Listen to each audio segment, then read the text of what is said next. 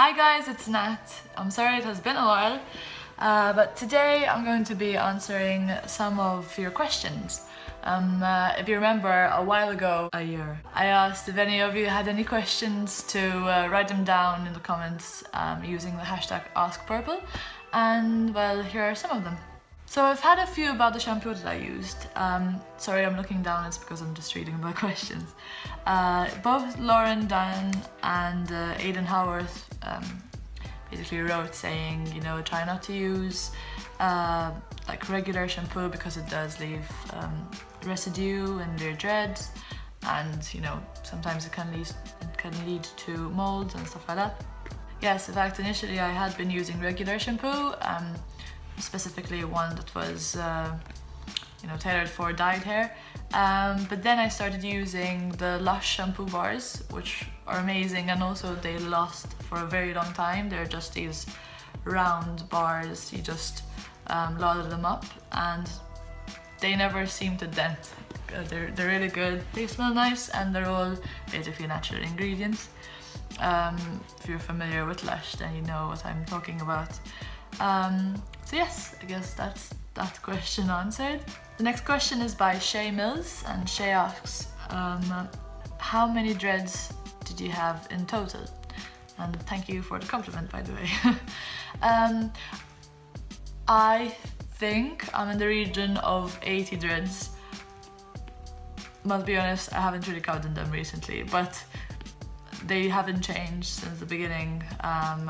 None of them locked up together or anything, because, you know, I tried separating them as much as I could, and also Sylvia helped out with maintaining my dreads to remain neat. So yeah, they're just the same number as the beginning, obviously without the fringe dreads, because I had that removed some months back. Alex Spear says, hey Nat. Hey Alex. Do you get mainly positive reactions to your dreads or negative? First of all, if you want to get dreads, go for it. Like, if your job permits, or you know, your situation, wherever, you know, whoever you're dealing with, then it's fine to get dreads, then yeah, do it. It's fun, it's, you know, it's just a hairstyle, and they can always be brushed out at the end of the day, so it's not the end of the world. You don't need to shave your head or anything. So yeah, go for it. Positive reactions or negative? I have mostly been getting positive reactions. You know, walking down the street, I'd get stopped by people and say, wow, really nice hair, where'd you get it done? How long did it take? All these usual questions, you know, but yeah, mostly positive. The only negative comments I've gotten actually was here on YouTube. Some people just don't like the dreads simply because they just don't like dreads as a hairstyle, or because some people are of the opinion that I'm too light-skinned to have dreads. Their opinion, it's fine. But yeah, mostly it's just been positive comments, and yeah, people like dreads, they see them as something different, and sometimes it's a bit weird when people say like, can I touch your hair? It's like, not quite sure about that, because, you know, I don't know where your hands have been. The next question is from Shana Slutsky. I hope I'm pronouncing that right. Shana says, I'm wanting to start dreads. Awesome. But my hair is short. How soon should I take preparations ahead of actually dreading them? And at what hair length would you think is best to start, since they will shrink when back brushed / tightened? Okay, so basically when I was going to dread my hair, Sylvia said around a week before, start shampooing your hair without using conditioner. That way it's not as silky as usual and starts getting a bit of, you know, more texture, just for, you know, so it's easier for the hair to be dreaded. So I'd say, you know, a week if you want a bit longer. What hair length? Well, considering my hair was about, you know, shoulder length when I started the process, I think that was a good length to start. I don't know, but I remember Sylvia saying that she knew people who had way shorter hair, like a few inches or so, that started, you know, that dreaded their hair, and it was completely fine. I mean, yes, there will be some shortening, but it's not that much that, you know, you wouldn't be able to work with it or anything. basically I think it all depends on how long you want your hair to be. If you don't want it that short, maybe either wait longer or just add extensions. Mason C asks, how long does it take someone to tie them, / how long will it take them to grow mature?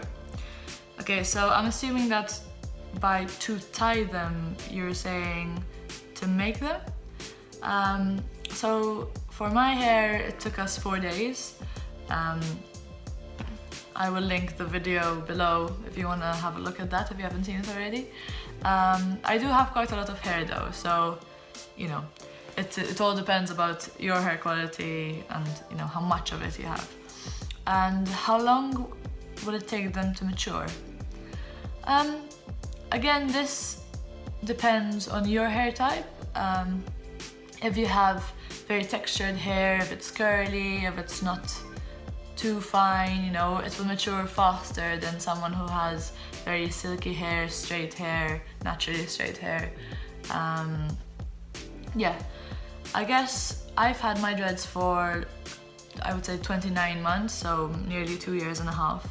And I still think that some dreads are getting harder and harder. They keep changing every time. But I do also have some soft ones, so even though it's been that long, it's still not as mature, you know, that you wouldn't have like flyaway hairs and hair would still come out slightly after every wash and stuff like that, and so you have to keep palm rolling them. Bob Diddy asks, what was your purpose of getting dreads? Any spiritual or religious reasons, or just because of the look? So for me, it wasn't about any religious or spiritual reason. I just purely liked the look of them. When I was in college, in Malta we call it junior college, there was this girl that had dreadlocks and I really liked the look of them, but because I was studying you know, business and management, in Malta especially, it's quite a conservative country, so you wouldn't really find people with dreadlocks or having an alternative look working in those types of jobs. So I couldn't get them then. But then after moving to the UK and, you know, changing career paths and being focused more on music, I'm like, okay, this is my chance. So I got them done, and yeah, that's the reason really. I just like the way they look. Sarah Kerrigan. Okay. Desiree Parker asks, how did she attach the hair extension to make the transition as smooth as it is? And have you had any problems with the extensions coming loose or falling off? Okay, so basically, when she was dreading my hair, she left some of the end bit loose, and then when we dreaded the extensions, we left the top bit, you know, quite a bit of it loose as well. So what we had done was put one over the other and then just crochet the hair into each other so that it would lock. In the beginning, yes, I did have extensions coming off. So I would put beads on them to help strengthen the bonds, or just, you know, I'd have to keep palm rolling them or using the crochet hook. But then eventually they just stopped falling off because they were locking properly and maturing, I guess. So yeah, I only had, you know, that problem for the beginning months, but other than that, everything was fine. The next question is by Jade Ruth. I hope I'm pronouncing that correctly. And I guess Jade's question ties into the previous question about extensions. Yeah, so my hair extensions were Remy hair, or real hair basically. Other people prefer to have synthetic dread extensions. Really, like, it depends on your personal preference. For me, I preferred using the real hair extensions purely because of, basically, since I have dyed hair and I wanted to keep dyeing it, in my head it made sense that real hair would react better to dye and would look more similar to my own hair than if it was synthetic. I might be wrong here, like, I'm not sure, but as I said, it depends on what you prefer. If you want synthetic hair, go for it. If you want Remy hair, it is more expensive, but I guess then it looks a lot closer to real hair. Okay, and the last question is from Kitty2Shoes111. Your dreads look great. Thank you. All types of hair can be dreaded, definitely. Are you ever going to remove the extensions? Actually, I have, because these questions have been asked quite a while ago, as I said at the beginning of this video. I did remove the extensions around December. Basically, my hair was getting a bit too long, and every time I wash it, it just keeps getting heavier and heavier, and it was causing a bit of strain on my neck. So I decided to take them out. At the moment, it looks something like this. So this is all my hair. There are no more extensions, and as you can tell, like, it's quite a significant difference from when I started dreading my hair. It was somewhere over here.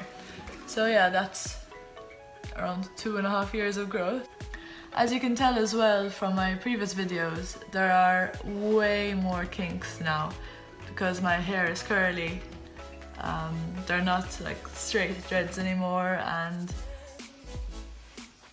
it just creates this cool kind of texture.